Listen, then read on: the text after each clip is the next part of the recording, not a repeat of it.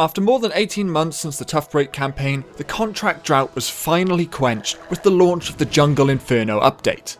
This update brought with it a host of tweaks and additions to the contract formula, but does the Jungle Inferno campaign successfully rekindle the smouldering remnants and consequently reignite the players' passions for Team Fortress 2? I hope you guys don't like fire puns too much, because I think I just burnt out on them in the first 10 seconds. I think one of the main pieces of feedback the TF team previously had regarding campaigns was that the contracts were too short, too few, and too far between. And the good news is that all of those concerns were addressed this time around. Previously in Gunmetal and Tough Break, we were given 24 contracts over a 3-month period. Now whilst this current campaign is set to last 3 months again, this time around there is 36 contracts in Mercenary Park and 6 in Pyroland, giving 42 contracts overall. That's nearly double what we had in previous campaigns. Now the next largest criticism of previous campaigns was how they were initiated. You just got 2 contracts per week of the campaign, meaning that you'd usually get around 1 hour per week of contract gameplay, which sort of left the whole thing feeling pretty disjointed. Enter the Contractor. While simultaneously giving contracts and campaigns a proper home within the Team Fortress main menu, this update now also gives you the ability to do any and all contracts at any time that you want, although you do have to complete certain ones before others.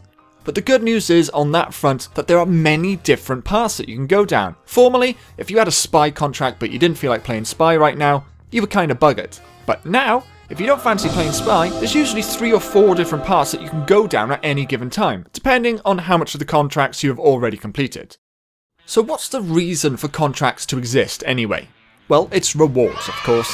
And this is another area where previous campaigns were somewhat lacking, because your reward for each individual contract was either a low tier skin or a case, which you had to buy a key to unlock. So you had to pay to play the campaign, which rewards you with an item that you have to pay again to unlock, and then what you get from that item could potentially be really low value, like literally a few cents. Now I'm sure we can all agree that that's a content strategy befitting EA much more than Valve. The good news is that Jungle Inferno replaced this system, and there's now a few different ways to get rewards, all of which ultimately give you more choice and clarity over what you're going to receive. Firstly, completing certain milestone contracts will guarantee you a drop of a contract exclusive item. And these rewards are all clearly labelled on their respective contracts, so there's no guesswork or finger crossing involved. For the majority of contracts you will receive a currency called blood money. You can then use this blood money to buy an item of your choosing, so there's no more getting crappy skins that you didn't choose, right? Right? Well, at least kind of wrong. Sure, you're not getting a drop of a random skin or an unwanted case anymore, but whilst you can choose the items you obtain from the campaign store, most of those items are things which in turn give you something random. Now remember I said that campaign rewards are now either a specific item or a currency? Well, there's actually a third option that I didn't mention. A war paint case. Which is of course another item, you don't even get something specific from it. What you get is still randomized. So despite the feeling that we now have more choice, when you actually break it down, the majority of what you get is still random. Nothing has changed. For the vast majority of rewards, you don't actually get to choose an item that you actually want. But the illusion of choice doesn't stop there. You may recall that there was a choice of routes around the contractor that we talked about. How you can choose which path of contracts that you want to follow. But in reality, all you're really choosing is when you do these particular contracts. Anyone who wants to complete the entire campaign will still have to complete every mission on every single one of these trees. There's no actual choice about it. There's no choosing your own adventure. You still have to travel down every path at some point. Of course, the positive is that you can leave some till later, but you do still have to come back to them.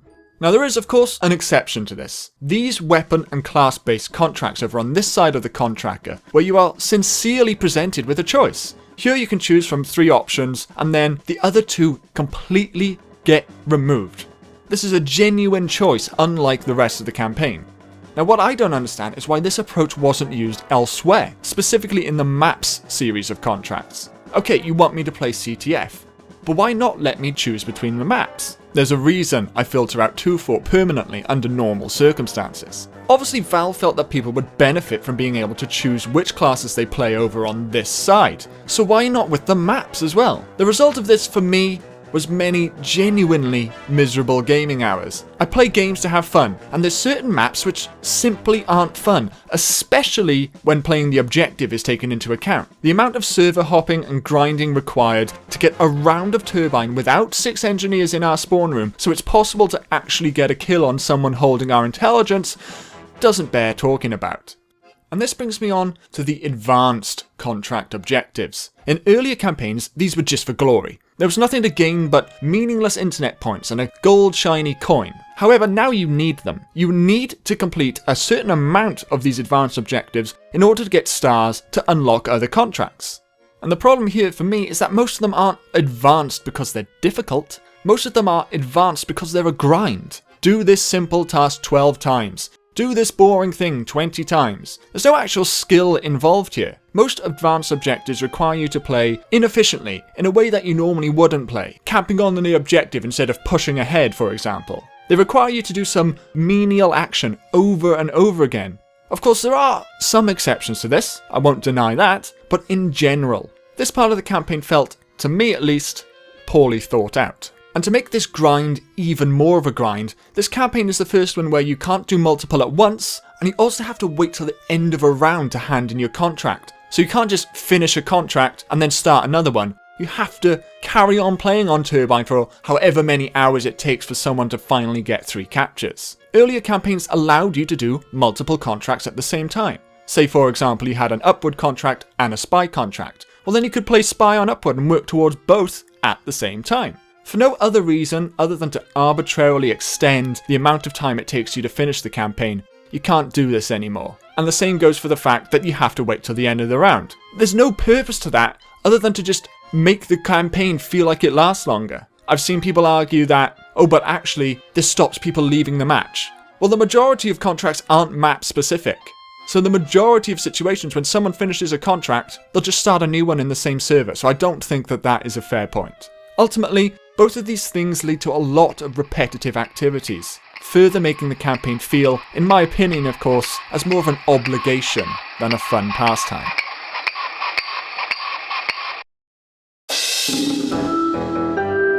But Casper, you can do co-op contracts, you might be crying. And I don't mean QQ, I mean saying aloud. Well, that is true, and this part of the video is for miscellaneous factoids, nuggets of info which are relevant to the topic, and they're not necessarily a good thing or a bad thing.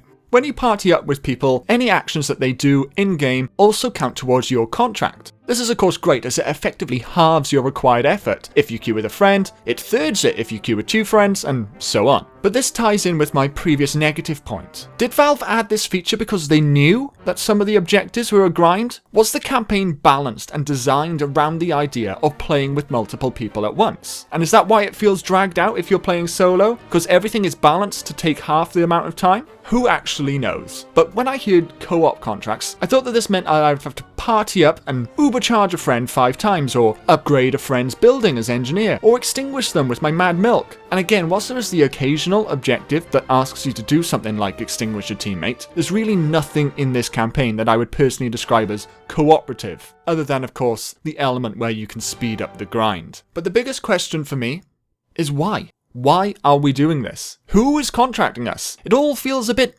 soulless. Gunmetal and Tough Break had the wonderful Miss Pauling. She was voice acted and she was constantly feeding contracts to us. It didn't go into much depth, but it felt so much more alive, just having that sort of voice driving you through at all times. In Jungle Inferno, we did have this awesome animated short, but it didn't really explain why we're doing this campaign. And even if it does sort of hint at it, we don't have Saxton Hale and his sexy Australian mustachioed mouth telling us, well done, telling us congratulations, telling us, here's your reward, and telling us, here, do this contract for me. Instead, we've just got this little iPad where we connect the lines, and just like most iPad games these days, we play through its monotonous, repetitive gameplay. Not necessarily because we want to, but because we're addicted, and we feel obligated to finish it now, just because we started it. And again, I stress, this is all me and my personal perspective, my personal opinion, my personal experience. But playing this campaign just left me thinking about something my good friend Reggie Fils-Aimé once told me. If it's not fun, why bother?